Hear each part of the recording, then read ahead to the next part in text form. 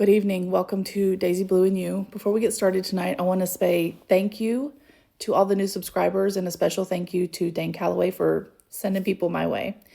Tonight, I want to talk about the so-called Black Indigenous people of the Americas, paper genocide, and the road back to sovereignty.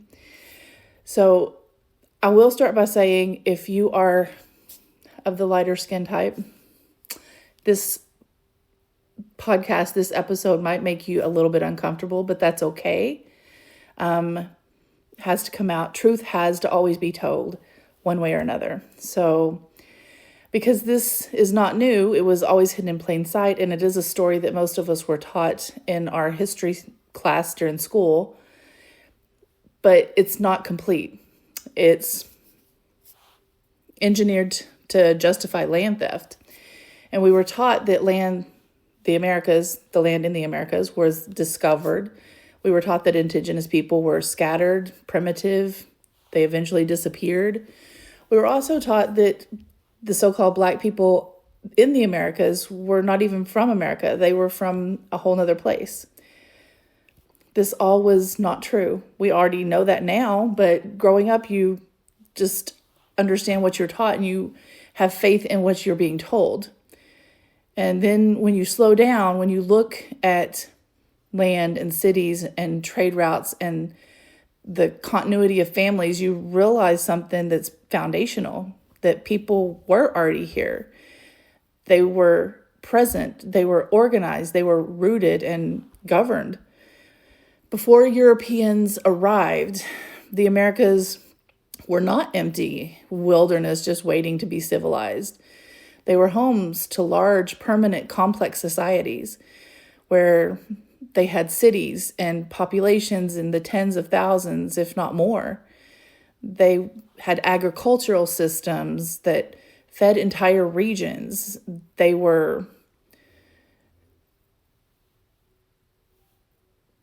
people, the stores and marketplaces, road systems, waterways, and long-distance trade routes, networks. There were councils, laws, kinship systems, lands with stewardship practices passed down for generations after generation. These were the indigenous nations of the America. And the majority of them were dark-skinned, later mislabeled as Black, but known to the entire nation as African. And we know now that is not true, that these nations were clans and communities and didn't even know themselves as a race at this time. Race was a colonial invention. Nationhood is an indigenous reality. When Europeans arrived, they didn't stumble onto vacant land. They encountered people living on land they understood to be theirs. They knew it. That's why treaties were written. That's why alliances were made and negotiated. That's why diplomacy existed before warfare. You don't negotiate with nobody or sign treaties with ghosts, and you don't wage war on an empty land. So let's be honest about what came next. The colonizer knew they were stealing. They knew these were functioning societies. They knew that the land was already owned, governed, and used. They knew sovereignty existed, and that's why violence came first. They burned villages, they destroyed crops, they placed bounties on indigenous lives. Children were taken, families were displaced. It was not a misunderstanding or cultural confusion or anything other than intentional removal. But here's the biggest part that history skips over. The killing didn't work. These people, these so-called Black Indigenous people, were survivors. They survived, they adapted, they regrouped, they intermarried, they stayed on or near their land. They learned to navigate colonial systems while holding on to memory and kinship in place. So the strategy changed. When the colonizer couldn't kill them off, they decided to use paperwork. Physical genocide has failed, so let's bring in administrative genocide, see if that works. And that's how we got paper genocide. Instead of removing people from land, the system removed the people from recognition. Indigenous became colored, Negro, and then later Black. Same families, same communities, same land, different legal status. And the change wasn't symbolic. It was devastating, because once a person is no longer recognized Indigenous on paper, treaties were no longer applied, land claims disappeared, sovereignty denied, and history was rewritten. No nation on paper means no nation in law. And once that happened, land theft becomes legal. So that's why so many descendants today feel that something doesn't add up. They research their families and they don't find the migration story that we've all been told. As a matter of fact, I have a friend that I've been helping do his genealogy, who, when we did our ancestry DNA test, which is this when I learned that these commercial DNA tests were really non-reliable and, quite frankly, trash. His came back like 70% African. And the fact of the matter is we've done his genealogy. We've gone back generation after generation, several generations. Not one African has shown up. What has shown up, though, is his Indigenous heritage from his mother's side and his father's side. So we're not finding this migration story. Nothing is adding up. They don't find the ancestors arriving from somewhere else or anything that comes from across the ocean, unless it's, Europe or the Caribbean. So what they find instead is continuous presence in the Americas with labels that have changed over time from census to census. The identity changed, the people didn't. That's not confusion, it was policy. And the part that still hasn't fully been confronted with all of this is there's never been a comprehensive reckoning. The land was not returned, sovereignty was not restored, erased nations never acknowledged. Instead, descendants were told, you're not documented enough, you're not federally recognized, you don't qualify, you don't exist. That's what they're telling you, that you still don't exist after all this time. And all of the evidence that you have that says you do exist, and that your sovereignty is not something that you have to ask for back. You take it back. Existence is not going to be granted by the government. And that's where reclamation begins, okay? We have to not ask for it back. We have to take it back. So here's where I want to pause and kind of introduce to you a resource, as you could say. I would ask the question, if you know all this, you've done your genealogy and you know your ancestry, you know your lineage, and it's indigenous to the Americas, what now? If Indigenous identity was erased on paper for you, if land was taken through administrative systems for your family, if sovereignty was suppressed rather than lost, then how do people actually reclaim it? I'm going to tell you how.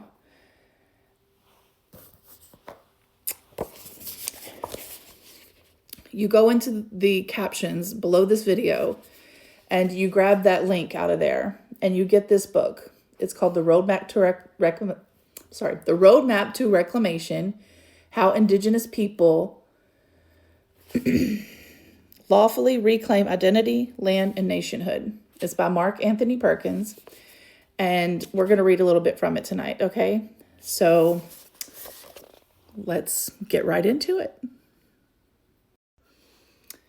So before we start reading it, I want to kind of just tell you a little bit about it. It's called The Roadmap to Reclamation. It's by Mark Anthony Perkins. I'm going to put the link in the captions below this video. This book is not theory. It doesn't ask permission. It's a step-by-step manual on reclaiming your land, your identity, and your sovereignty, your nationhood. Okay? So I'm just going to read a little bit from it. I'm going to just pick random. So chapter 3, why genealogy is not a hobby. It's a jurisdiction. Genealogy is the foundation of the Indigenous journey. For many people, the work of reclaiming Indigenous identity and nationhood, genealogy is the first doorway. It's not optional. Genealogy is the foundation of your Indigenous journey because it answers the questions that colonizers tried to erase. Who are my people? Where did they come from? What happened to them legally, socially, and politically? What was taken, name, status, land, rights, and by what process? And how do I prove continuity as a people rather than as an individual story? When colonization stripped Indigenous people of recognition, it did not only take land, it attacked identity. Genealogy is how you reconstruct identity with evidence, not opinions, using the same record system that were used to erase. This chapter lays genealogy out step by step and explains what it is, what it covers, and why it matters. Step 1, understand what genealogy is. So, the definition of genealogy is the systematic study and documentation of family lineage over time, using records, oral history, and historical context to identify who your ancestors were, where they lived, what they were classified as, and how their lives intersected with law and policy. Genealogy is not simply build a family tree. It is documented chain of identity, a timeline of movement and displacement, a legal record of classification, a map of land, status, and political belonging. Genealogy covers names, including name changes, aliases, and other names, birth records, marriage records, and death details, locations such as counties, towns, reservations, plantations, and homesteads, racial and tribal classifications over time, household relationships, including parents, spouses, children, and other kin, occupations and economic conditions, land ownership and land loss, military service and federal interactions, forced moves, removals, or disappearances from records. The key point is genealogy is not only personal history, it's political history. Step 2, understanding why genealogy is jurisdiction. Colonial systems want people to exist only as individuals. Nations exist as peoples. The difference is everything. Genealogy becomes jurisdiction because it functions as proof of peoplehood. Peoplehood means more than ancestry. It means continuity of a distinct people connected through kinship, shared history, and a collective identity. Genealogy demonstrates interconnected family networks such as clans, kinship groups, etc. Continuity of community names and locations, cultural and religious continuity such as church affiliations, community schools, burial grounds, etc. If multiple branches of your family trace to the same Indigenous community, church, county, and surnames over 150 to 200 years, you're showing peoplehood, not isolated ancestry. The evidence of continuity. International rights frameworks are strengthened when you can demonstrate continuity across generations, across records, across places, even displaced. Continuity can look like the same family line appearing in successive census, repeated continuity clustering in the same region, consistent identification patterns even when the state changes labels. An example of this is a family recorded as Indian or tribe-specific in earlier records, and then later records showed as colored under racial integrity system, but remaining the same region and same community network. This is the continuity plus forced reclassification. Documents of forced reclassification. Reclassification is one of the most important jurisdictional issues in the Americas. It's how people were removed from political standing as Indigenous people and reassigned into racial categories.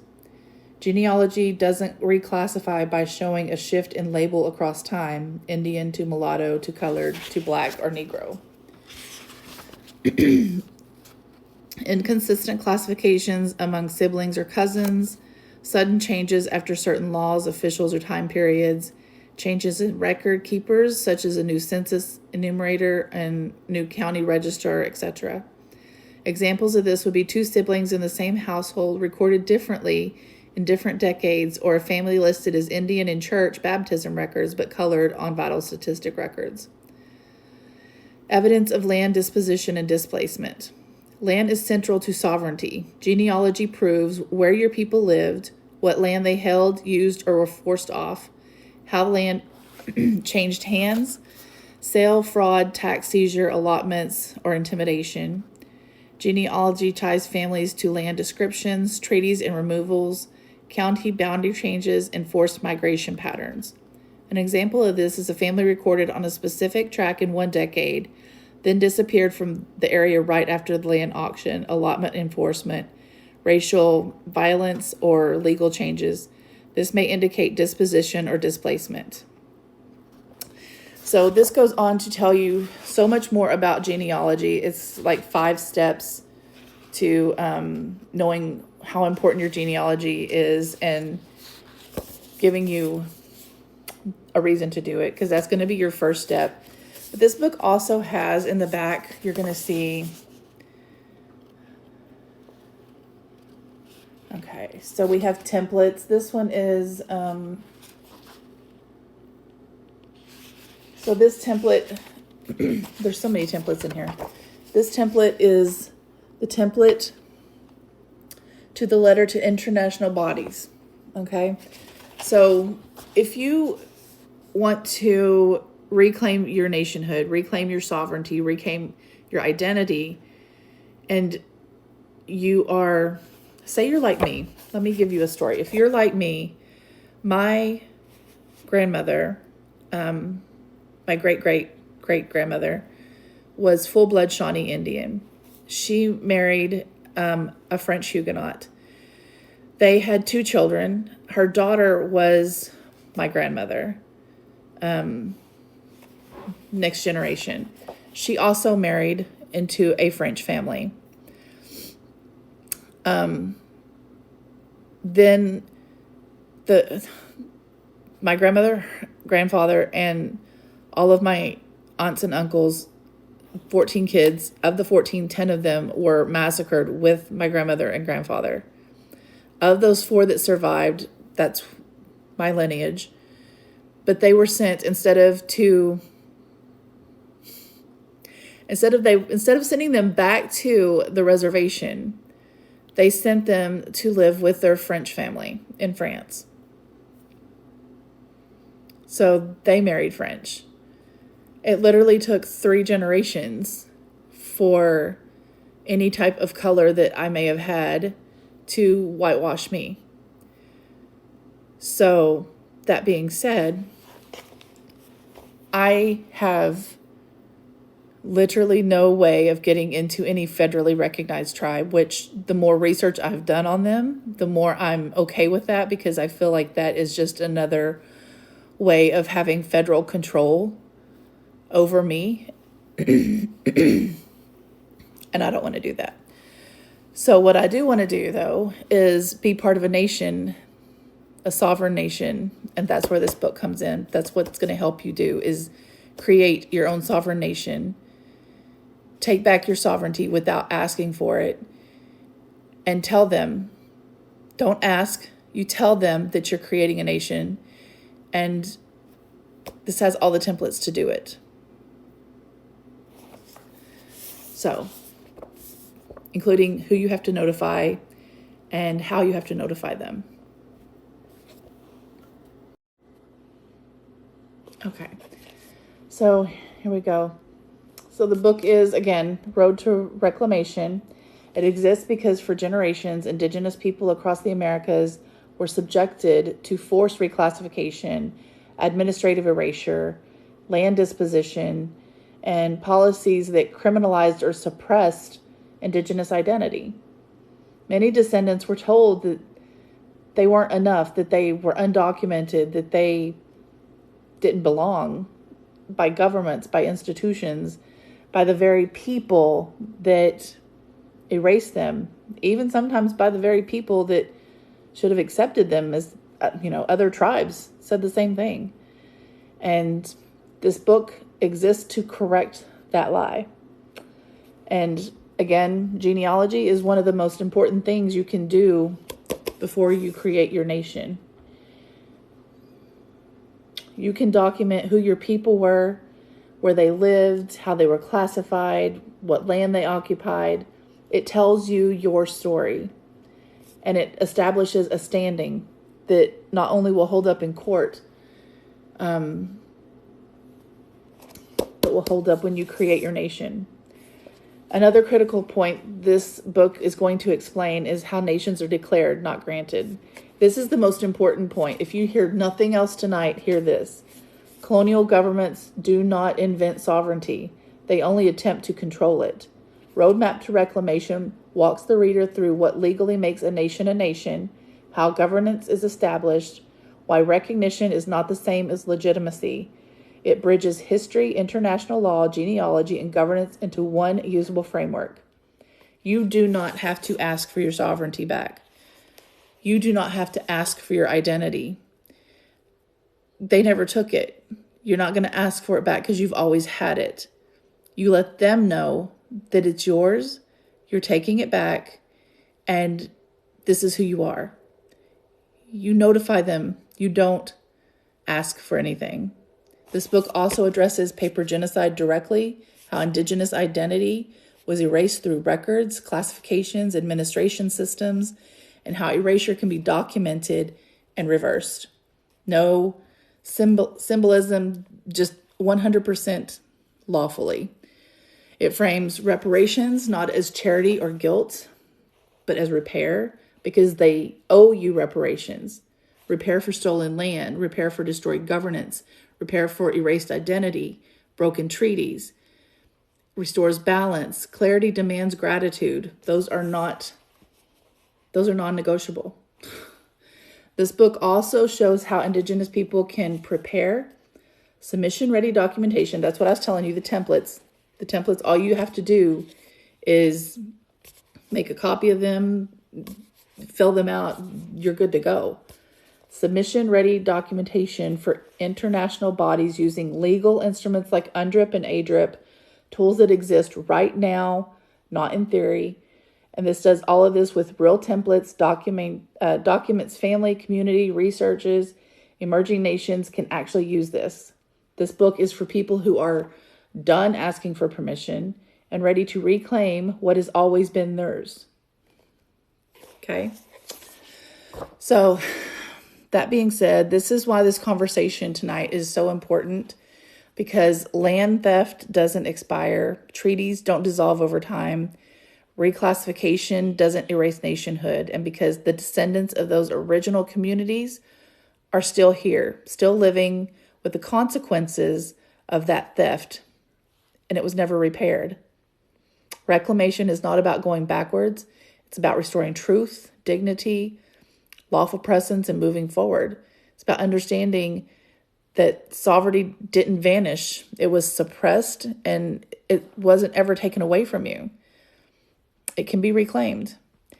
So if you're listening to this and something resonates, if your family history never quite made sense or added up, and if the records stopped abruptly, if the labels switched without explanation, know this: you're not imagining things, you're not alone, and you're not without options. You were already here. You've already been on this land. You, your ancestors, you were already here, and you're still here. So head on over, grab the book, and let me know what you think.